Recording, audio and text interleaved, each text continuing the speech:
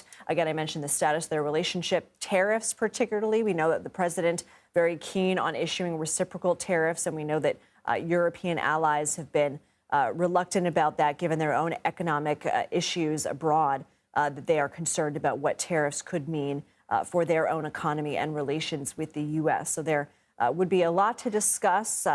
Typically in these press conferences, first we hear each leader deliver some remarks and then the Q&A period. We also know that this is coming at a time when the president himself just may get questions about how things are going domestically with Elon Musk and his Department of Government Efficiency over the weekend, emailing federal workers saying that they had to reply with a list of the 5 things that they accomplished over the last week. And if there was no response, and that would be considered their tendered resignation. We know some Trump appointees who are now leading several departments of the federal government have told their own federal employees, do not respond to that email. We will be taking care of it. And so there is a lot at play currently, both domestically and internationally, for reporters to be asking about in this press conference between President Trump and French President Emmanuel Macron.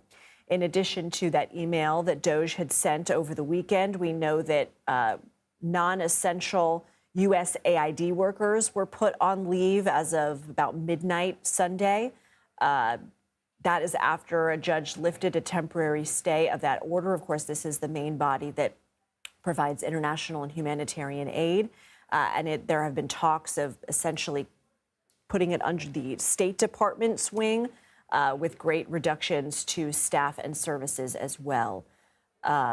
We know that this is also happening at a time when internationally we know Pope Francis in the Vatican is in the hospital in critical condition with double pneumonia. So certainly many leaders will likely be discussing that as well, and the significance of that. We should be getting an update on the Pope's condition soon. But we will be awaiting this press conference. We did get a warning a little bit earlier, a few minutes ago, and our own Ed O'Keefe is here in the room, and hopefully we'll be able to ask a question. Another piece of news that we are following as this is unfolding is this lawsuit between the Associated Press and the Trump administration. The Associated Press saying that the White House is barring their reporters from certain spaces like the Oval Office and Air Force One. Many news organizations, including CBS News, signing on to a letter encouraging the White House to allow Associated Press reporters to essentially restore their rights and restore where they were allowed prior. The Associated Press believes that this is in retaliation for them and their style guide, widely respected, not saying the Gulf of America, instead of keeping it Gulf of Mexico, saying that they have an international audience and that is only needing to be observed in the United States. But the White House in that case essentially saying that they're not barred from all events, just barred from having unfettered, essentially extra special access to the president. In that case, is seeing a hearing this afternoon as well. So these are just some of the topics that could come up this afternoon.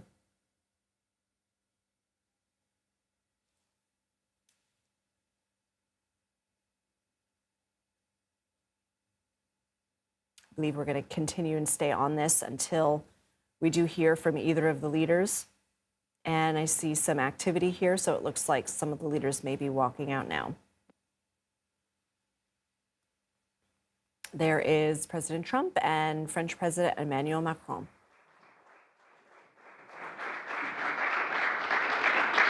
Well, thank you very much, everyone. Great honor to be here with my friend. I'm delighted to welcome President Macron back to the White House. We've been together quite often, but not that often in the White House. We honored the President, First Lady of France, not so long ago. There was a beautiful evening, and we will not soon forget it. It was a beautiful day and evening, and many fond memories. I also want to thank Emmanuel for hosting me in Paris last December after a historic election win to witness the reopening of the spectacular Notre Dame Cathedral, where you did an outstanding job in bringing it back together. That was a sad day watching that burn. And 5 years later, you had it up, and it was, they say, more beautiful than it was before. So I think that's a great achievement. That was not easy. France is America's oldest ally. Our cherished partnership has been a force for freedom, prosperity, and peace from the very beginning. We're now working on some very interesting developments. One in particular, as you know, the war between Russia and Ukraine. In the American Revolution, French support helped us to seize our destiny as an independent nation. In the First and Second World Wars, our citizens shed blood together on the battlefields of Europe. And I'll never forget joining President Macron 6 years ago on the 75th anniversary of D-Day. That was some day. The purpose of our meeting today is to end another battle, a really horrible one, a war, something that we haven't seen since the Second World War, that is ravaging European soil, the deadliest and most destructive conflict that one can imagine. I've seen the pictures, I've seen the satellite photos and lots of other photos, and it's a horrible thing that's happening. Thousands of people are dying a week. This very day is the third anniversary of the invasion of Ukraine, which would never have happened if I was president. That was not going to happen. The horrors of this gruesome and bloody war can scarcely be overestimated. Hundreds of thousands of people, Russians and Ukrainians in particular, have needlessly died. An entire generation of Ukrainians and Russian men has been decimated. 1,000-year-old cities have been turned into rubble. Those beautiful spires that you used to see there, they were most beautiful in the world, they say, are lying in heaps of rubble, blasted to smithereens. It's time to end this bloodletting and restore peace, and I think we're going to do it. We've had some great conversations, including with Russia.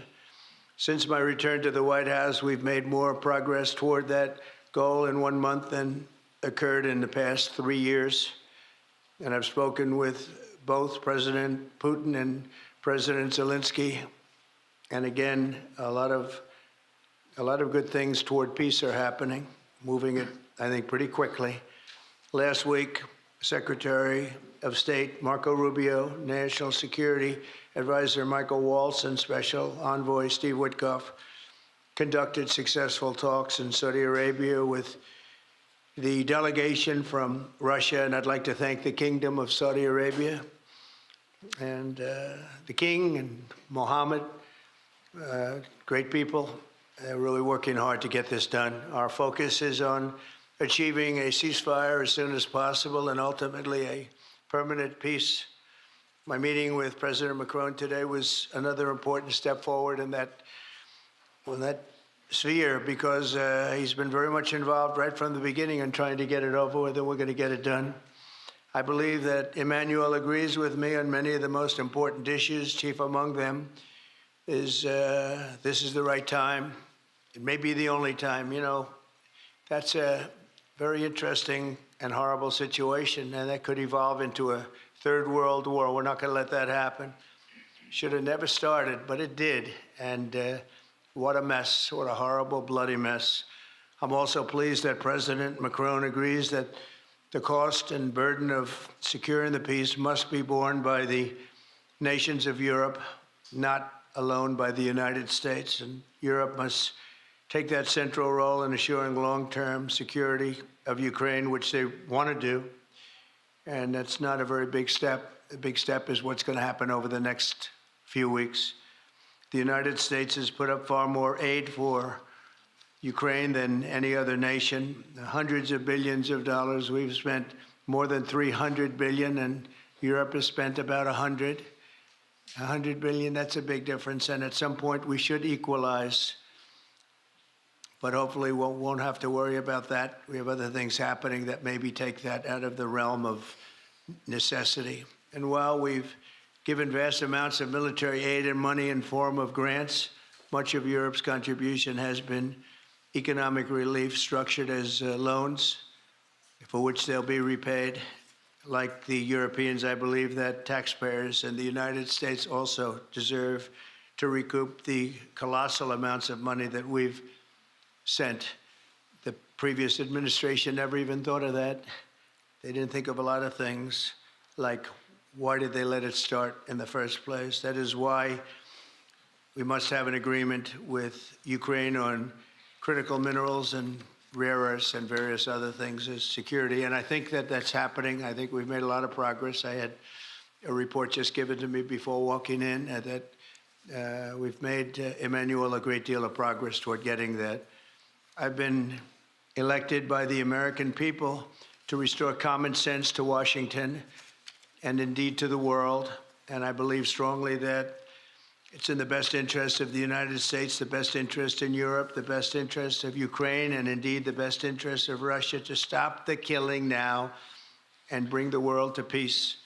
My administration is making a decisive break with the foreign policy failures of the past administration and, frankly, the past. I ran against a very foolish foreign policy establishment, and their recklessness has led to the death of many, many people. Under our administration, we're forging a new path that promotes peace around the world. And when I left office for the first administration, first term, we had no wars, we had no problems. We didn't have October 7th with Israel. We didn't have Russia and Ukraine going at it. We didn't have the problems in other parts of the Middle East. We didn't have inflation. It was a whole different world. And you know what else we didn't have? Millions of people pouring through our borders, many of them criminals released from other nations and put right into our land, murderers and drug dealers, gangs. We didn't have any of that. It's a different time, but now we have it and we're fixing it. We'll fix it all up. We'll get it done as quickly as possible. And we've made a great deal of progress. People are saying it was the best month for a president in our country's history. I hope that's right, but I feel it's right. We've done a lot of things in a very short period of time, 4 weeks. As I've said before, it's my hope that my greatest legacy, however, will be as a peacemaker and a unifier. I want to bring peace, not war. I thank President Macron for joining us today in this urgent work we're doing. We have some wonderful people up front right here that have worked so hard. Steve Witkoff, thank you very much. And Michael Waltz, thank you. Scott, thank you very much. And JD, thank you. They've really done a job. They worked very hard. It's a real passion to get this war ended. And I'd like to now invite Emmanuel to say a few words, and then we'll take questions. And again, Emmanuel, it's a great honor to have you with us at the White House. Thank you very much, please. Thank you, Mr. President. Thank you, dear Donald. Ministers, ladies and gentlemen, mesdames et messieurs, je vais dire quelques mots en français. Saying a few words in French. Merci beaucoup, Monsieur le Président. Thank you very much, Mr. President, dear Donald, for your hospitality and for this visit. As you mentioned, we have had the opportunity to meet over the past few years. Since your first term, we've been able to discuss matters in Paris and also here at the White House. And it has always been a great joy to do that, and I would like to commend you. And thank you, Mr. President, for extending this friendship to France and taking part in the ceremony at Notre Dame that you mentioned before. It was a great honor for the French people to reopen the cathedral to the rest of the world, and your presence was a testament to that friendship. As the President said, this friendship dates back to the Revolutionary War, since the beginning of the United States. And whenever we've needed to, we've been able to come together and be on the right side. We've been able to be united to defend peace and sovereignty, namely in the 2 world wars that marked the 20th century, from Lafayette to Pershing and to the many Americans who landed on Omaha Beach. And we spoke earlier before, and you mentioned that one of those gentlemen was able to visit you here, one of the veterans. This is part of history, which puts us in the world that we are in today. And as the President just said, there are many challenges in this world. And over the past few days, we have one main objective, which is the geopolitical situation. Mr. President, I really wish to thank you for making changes to your schedule to meet with us so quickly. I think we've made very substantive steps forward during our discussions, and this is a major step in what we're experiencing today.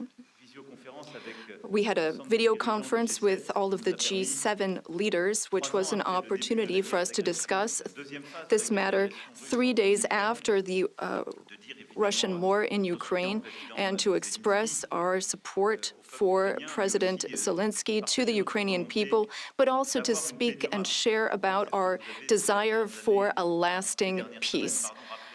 This is what we have spoken about very forcibly over the past few weeks. We thought that this war was only going to last a few weeks when it broke out in 2022. We admire greatly the courage of the Ukrainian people. And Mr. President, I wish to thank you for this. You mentioned that there are responsibilities on Europe's side, and indeed, we have invested $128 billion in aid to Ukraine and the Ukrainians. Ukraine has been able to hold the front of our collective security. It's fought over these past few years for its independence and for its sovereignty, but also for our collective security, because I think that no one in this room wants to live in a world where it's the law of the strongest and international borders can be violated from one day to the next by anyone. Over the past few hours, and as you mentioned this, Mr. President, we've been able to see a few things take shape. First of all, allow me to commend you on your decision to work with President Zelensky and to conclude this agreement that's so important for the U.S. and Ukraine on rare earths, critical minerals, but also having substantive conversations with President Zelensky during this key phase of achieving this deal, which is a major commitment to Ukraine's sovereignty, and I think that's very commendable. We also have a shared desire to build peace. We will have this responsibility. This is 10 years after the war started in Crimea, and then we saw the events in the Donbas region and along the northern part of the country.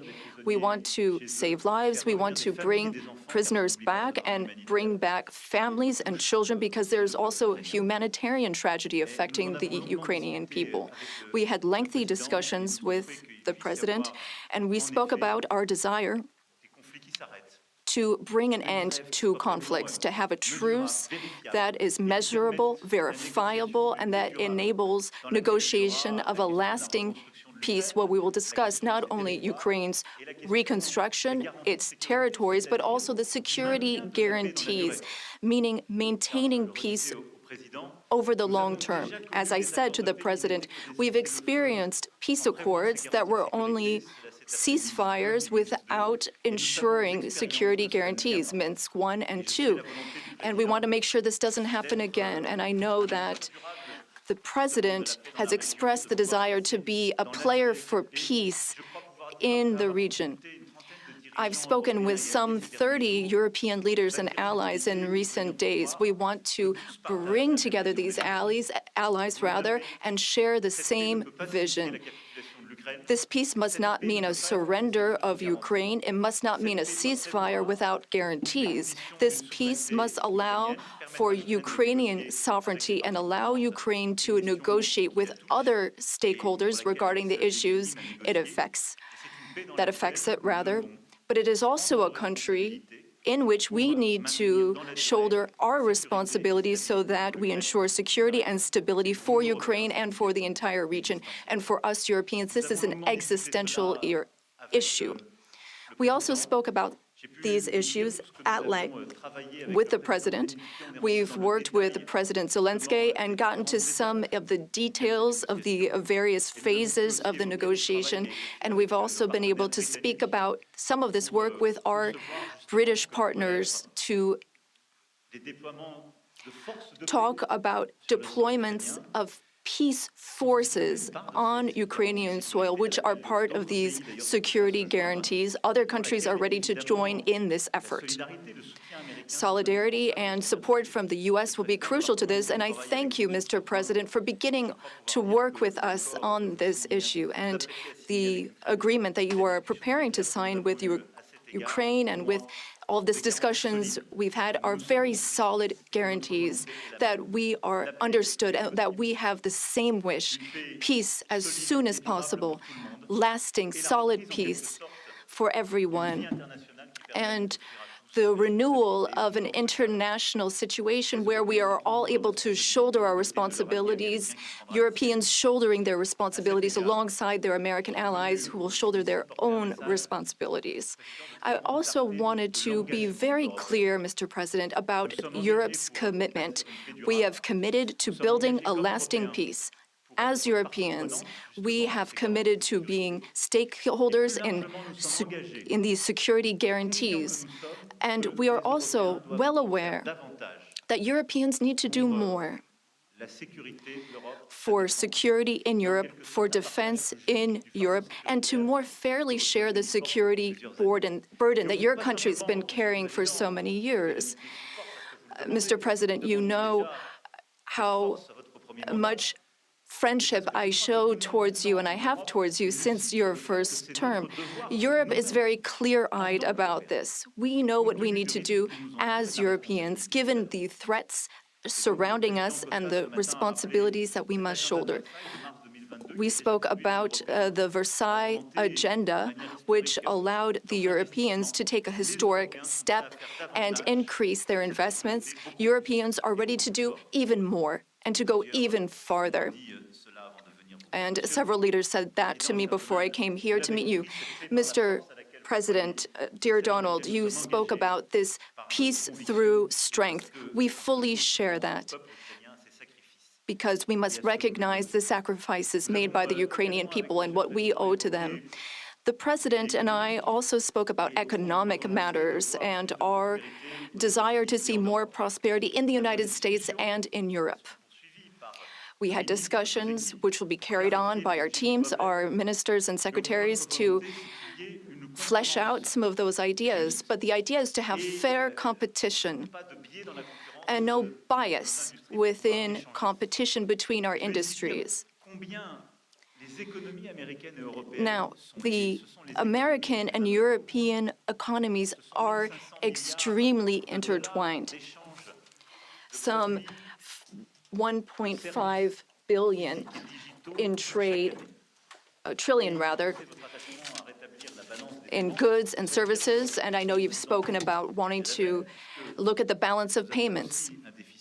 We also have a trade deficit, and I know that we need to look not only at goods, but also digital items and goods which you export, and we want to make a sincere commitment towards fair competition where we have smooth trade and more investments. You already invest a great deal in France, and France is the fifth largest investor in the United States. And I would like to recognize here all of the American investors who announced investments, some $120 billion that were announced at the AI summit.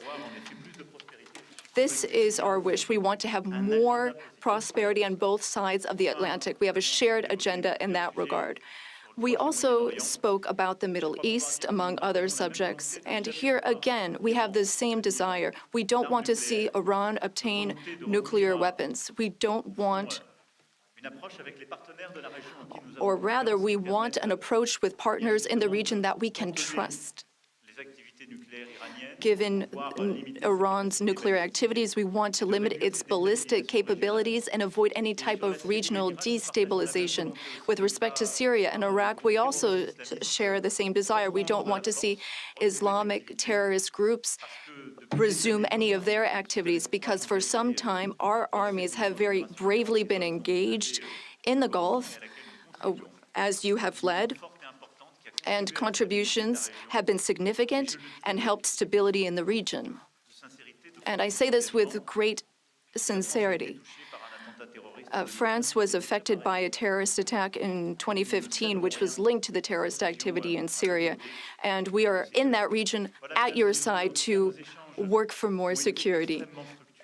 Ladies and gentlemen, we had extremely productive discussions this morning during the conference, and we spoke with our ministers and counselors and advisors. And I wish to say, after speaking with President Trump, I fully believe that there is a path forward. We share the same beliefs. We know what work needs to be done, and in the weeks to come, we will work on that. Our teams will come together in various formats to make sure that we have this solid, lasting peace with great strength. Mr. President, thank you so much for welcoming me here today. Thank you so much for these productive discussions and for your commitment. Thank you, dear Donald. Thank you, Emmanuel.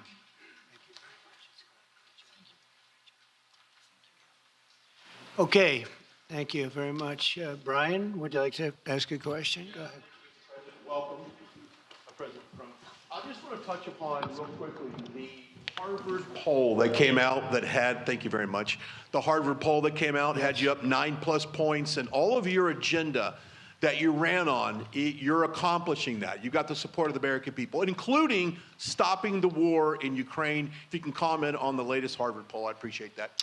Well, I was honored by it. It was a big poll, and it's usually a poll that leans on the other side of things, the other side of the world, so to speak.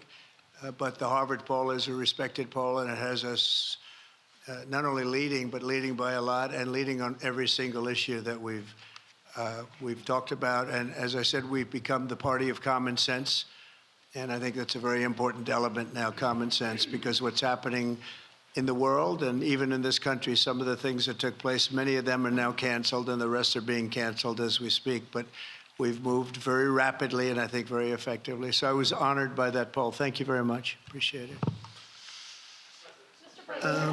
Go ahead, please, go ahead. Mr. President, you said before that you would like to see Russia. Yes, go ahead.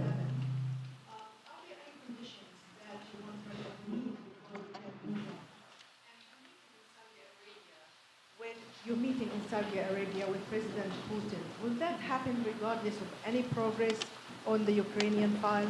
Yeah, I think the meeting in Saudi Arabia was a fantastic one. We met with the Crown Prince, who's a fantastic young guy. He's young, but with great imagination and tremendously respected all over the world. And he goes right to the king, and the king is incredible.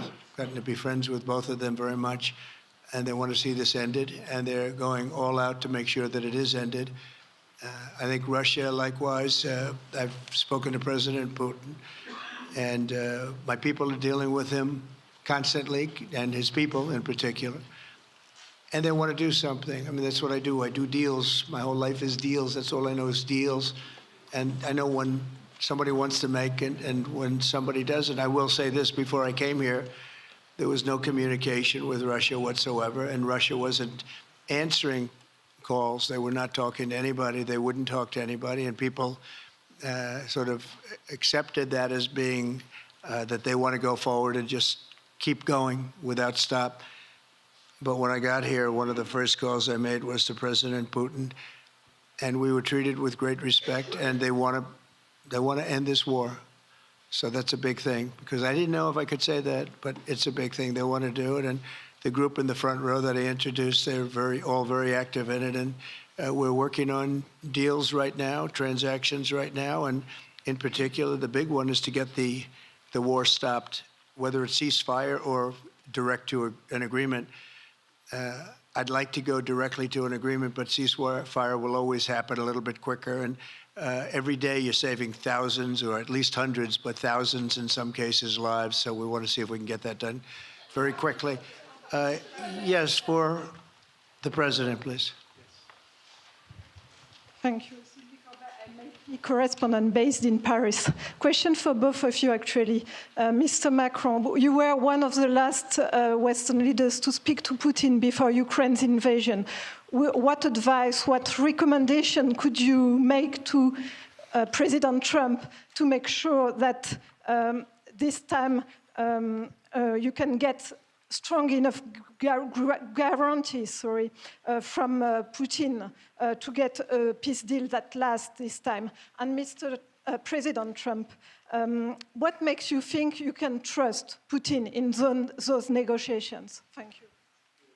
Look, I will never give any advice to President Trump. We have friendly and trustful discussion, but my experience with President Putin is the following. Number one, I always think it's good to have discussion with other leaders, and especially when you disagree. I stopped my discussion with President Putin after Bucha and the war crimes because I considered that, we had nothing to get from him in that time. Now there is a big change because there is a new US administration. So this is a new context.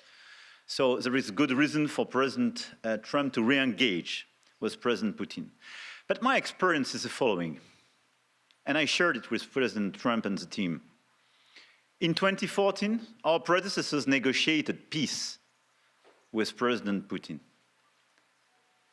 But because of the lack of guarantees, and especially security guarantees, President Putin violated this peace.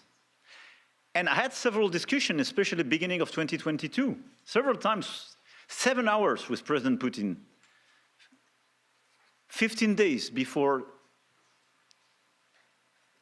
the launching of the attack. He denied everything, but we didn't have security guarantees. So this is why being strong and having deterrence capacities is the only way to be sure it will be respected. And I insisted on that, and this is why I believe that the US has the capacity to do so. And this is why I think we should never say, I will never send any boots on the ground because you give a blank check to violate any type of commitment. So I think it's good to have discussion. I think it's useful to have negotiation. I think it's super important to go to the peace. But my strong point was to say, let's try to get something first which can be assessed, checked and verified. And let's be sure that we build sufficient guarantees on the short run. And this is where we are ready to be engaged. As for France, a lot of my European colleagues are ready to be engaged. But we do need this American backup because this is part of the credibility of the security guarantees. And this is our collective deterrence capacity. And I have the feeling that the President has this capacity. I think it's very much to the benefit of Russia to make a deal. And I feel that we'll do that.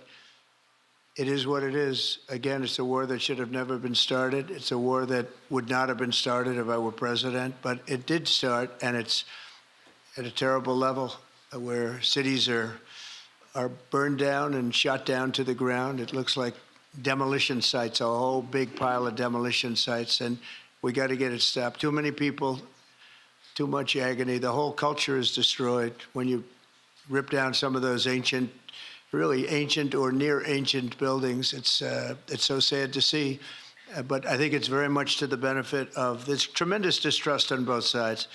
That's why it's good that I'm coming in now, but I think it's to the very much benefit of Russia to make a deal and to go on with leading Russia in a very positive way. That's what you have to do. But I really believe that he wants to make a deal. Maybe wrong, but I believe he wants to make a deal. Yeah, go ahead, please. Mr. President, next week there's a key deadline for your Canada and Mexico tariffs. Do you expect those will go back on, or do you believe those countries have done enough on the border to stop those from taking effect? And for President Macron, I'm wondering if you believe that this critical minerals deal with Ukraine represents a de facto security guarantee by the United States, since the U.S. would have an interest in protecting those reserves in Ukraine. Thank you. We're on time with the tariffs, and it seems like that's moving along very rapidly. We've been mistreated very badly by many countries, not just Canada and Mexico. We've been taken advantage of. We were led by, in some cases, fools, because anybody that would sign documents like they signed, where they were able to take advantage of the American people, like has happened over the last long period of time, except for little 4-year period that took place 4 years ago.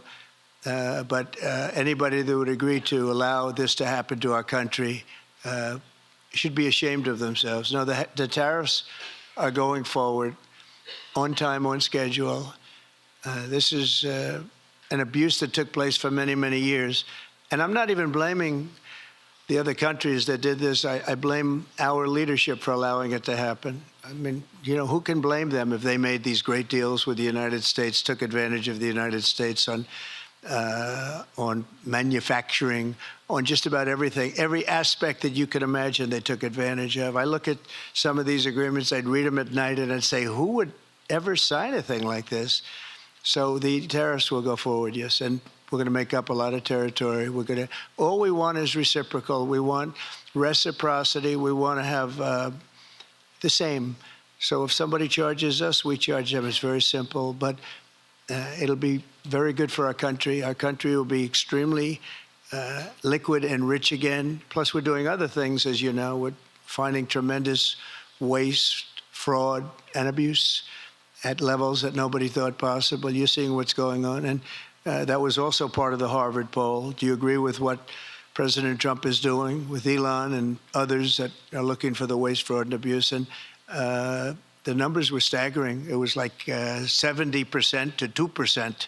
Everybody wants to find out. They don't like it. And, you know, the radical left or whoever it may be starts screaming about the Constitution, but it has nothing to do with the Constitution. It has to do with fairness to this country. It has to do with being ripped off. And when you read the things that all of these billions, and I mean many billions, hundreds of billions of dollars have been spent on, that's all you have to do is stand up here and read them. I could stand up all day and read the kind of things where we're spending all of this money. The good news is that when you think of how rich a nation we can be when we get rid of this, you know, sometimes you'll buy a company and you'll see it was really well run. They accounted for every penny. Well, not much you can do there. You got yourself a bad deal. This one is the exact opposite. Tremendous fraud, tremendous waste. And when you think of what it is, you know, Elon uses an expression, caring. If we had people that cared, just cared a little bit when they did contracts, when they negotiated with outside vendors on behalf of the United States. That's what I'm doing now. I'm negotiating for the people of the United States. So we're doing a great job of it. I will say we found it'll be hundreds of billions of dollars of waste and fraud and abuse. Thank you. Please. Look, I think this discussion is a very important one. First, because it's important for the US, and it will be a good occasion for a first very important meeting between President Trump and President Zelensky. Second, I think there is a lot of economic upside on both sides. And third, de facto, there is a recognition of Ukrainian sovereignty, a recognition of the Ukrainian interests, and this is de facto a very important alignment of interests. Now, the security guarantees will be negotiated in due time in a full-fledged package of a peace security. But this peace, as it is now written and negotiated, and as this meeting is scheduled, is an important step forward, full-fledged peace agreement. Okay, please, go ahead. To the President. Monsieur le Président Trump, Monsieur le Président Macron. Monsieur Trump, President Macron. First of all, you say, I would like to make a deal with Putin. So when you do a deal, it's a win-win deal. What are you giving to him, and what is he going to give you to America? And I was impressed by the way you referred to Notre Dame, and that you were impressed by the reconstruction of Notre Dame. A lot of Americans have sent money to Paris to participate to the reconstruction of Notre Dame. As a president of the United States, are you going to contribute to the reconstruction of Ukraine? Et Monsieur le Président Macron, President Macron, what for you is the main area of progress in your meeting with President Trump? Can you confirm that there is an agreement to send European peacekeeping troops?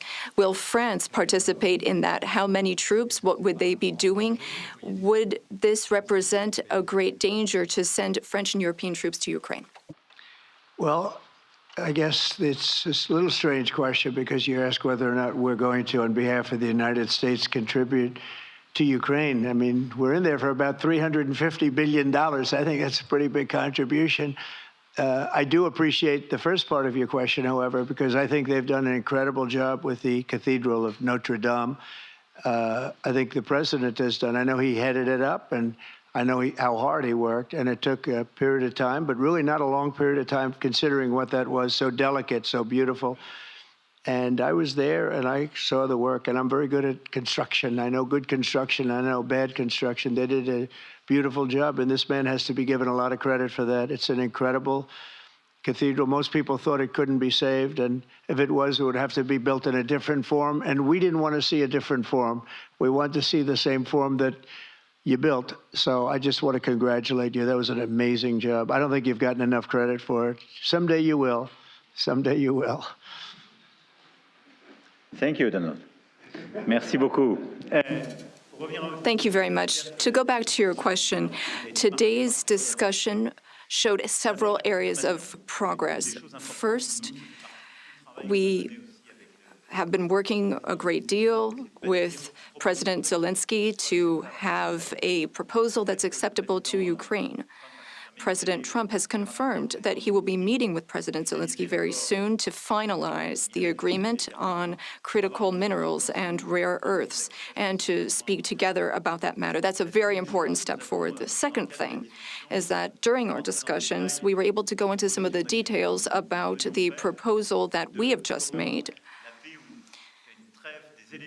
to have a truce, a peace, and be able to measure that and then structure our discussions on that basis. France and several other European countries, along with Ukraine, are hard at work to build this lasting peace with very specific points, including security guarantees, the territories that belong to Ukraine, the issue of reconstruction, the economy, and critical minerals. We've been able to go into the details of those proposals. The third area of progress, which really mark a turning point, is the fact that we were able to talk about the details of the security guarantees. And the president has shown this over the past few days, and he said so a moment ago. We want peace. He wants peace. We want peace swiftly, but we don't want an agreement that is weak. The fact that there are Europeans that are ready to engage to provide for these security guarantees. And now there's a clear American message that the U.S., as an ally, is ready to provide that solidarity for that approach. That's a turning point, in my view. And that is one of the great areas of progress that we've made during this trip and during this discussion. When it comes to troops, in the past, a year ago specifically, we saw a reason to talk about sending troops for strategic regions. Today, when we talk about troops, we're talking about sending them in after we've negotiated a lasting peace. And once we have that solid, lasting peace, that's part of an agreement signed by Ukraine, signed by Russia, and for which we will provide the guarantees, then at that point, and recently France has worked with the UK to provide its contributions. We've worked on plans, we've worked with our militaries, not to go to the front lines, not to go into occupied territories, but as a show of support to show that we have a negotiated peace signed by both sides, and that is a peace we will preserve. So these would be peaceful deployments of troops, not for combat. These would be deployments of an assurance force. They would be limited, but they show solidarity. I've also spoken with all of our allies, and there are European and non-European allies who are ready and willing to take part in that effort.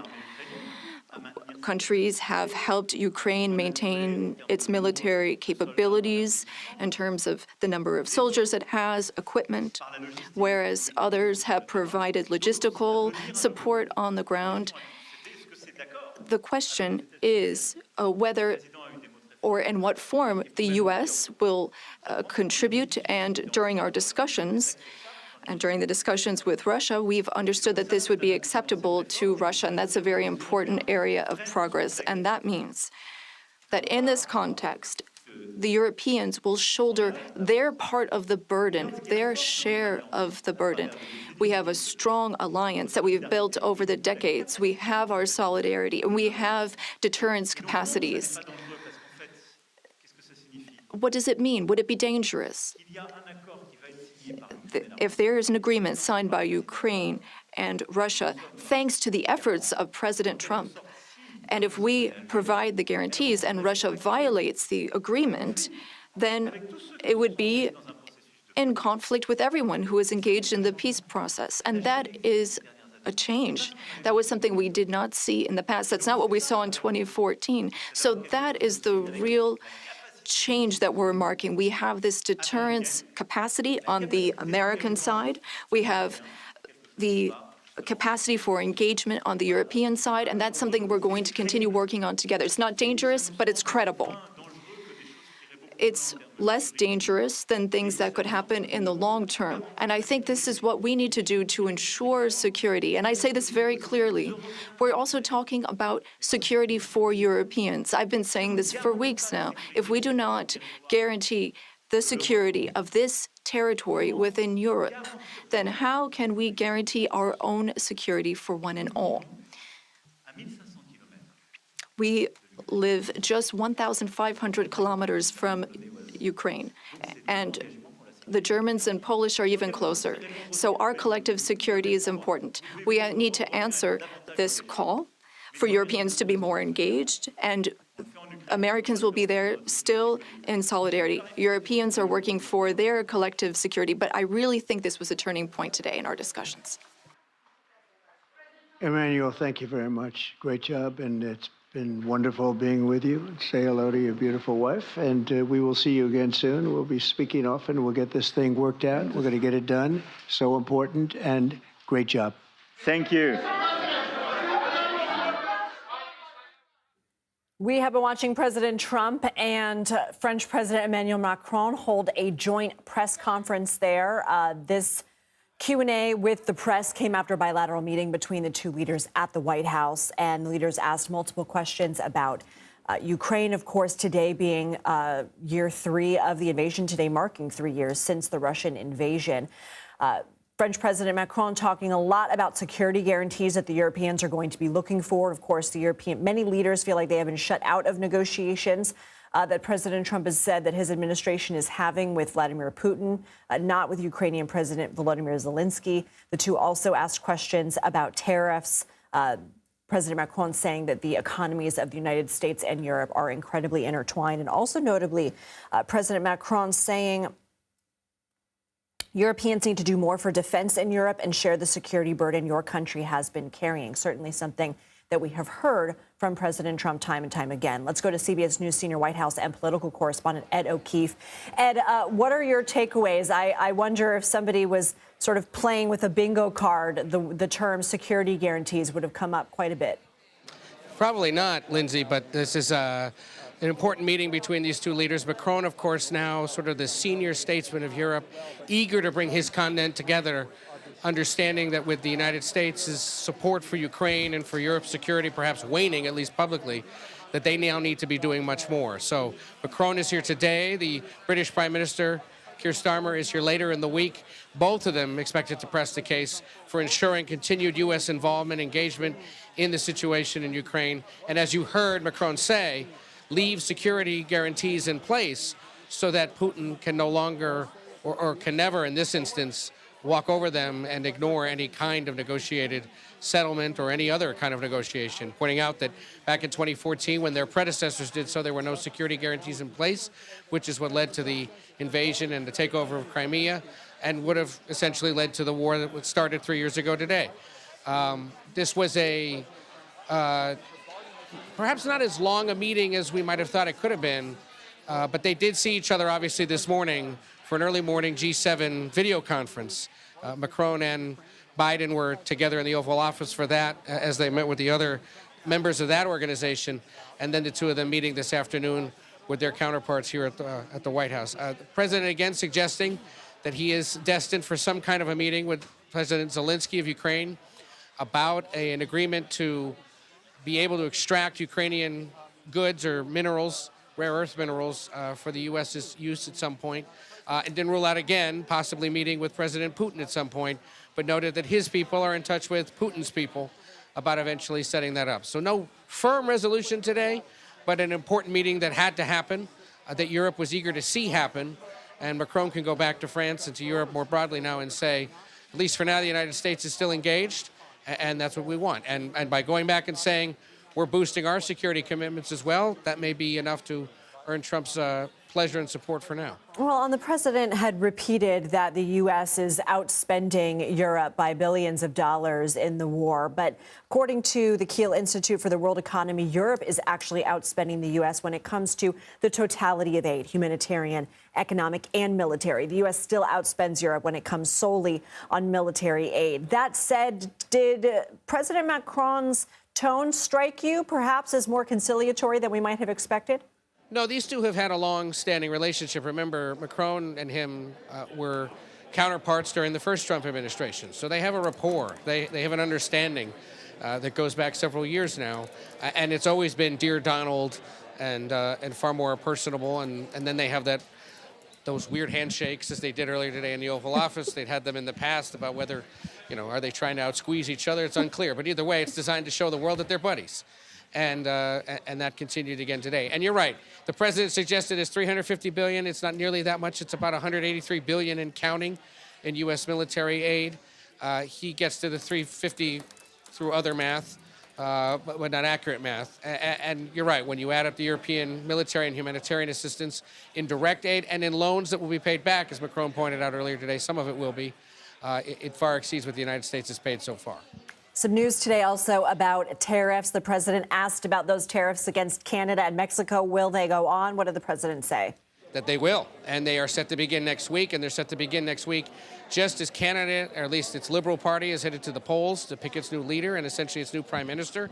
So it remains a major campaign issue and cause of concern to the north as Canadian provinces prepare reciprocal tariffs in response should they come. But the president holding firm there, saying that those tariffs are set to come, and that may once again send jitters through the global markets, and we'll see if it leads to another round of conversations with the leaders of Canada and Mexico. Ed O'Keefe, thank you.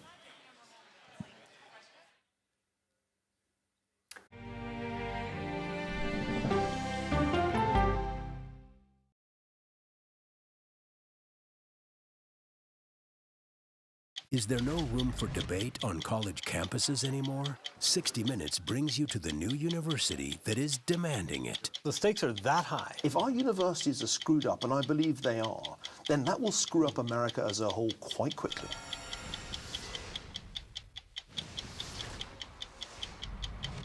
An original documentary from CBS reports.